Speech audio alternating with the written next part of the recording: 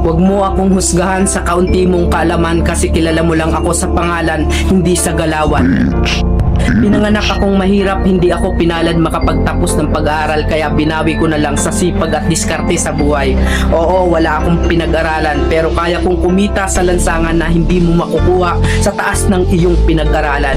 Bago mo ako husgahan, daanan mo muna lahat ng napagdaanan ko para malaman mo kung sino at bakit ako ganito.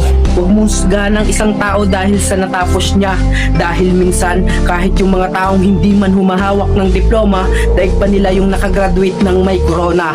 Bawat tao may kanya-kanyang kwento sa buhay. Kaya bago mo sila husgahan, alamin mo muna ang kanilang pagkatao at tingnan mo muna ang sarili mo. Baka malala ka pa sa tinitira mo.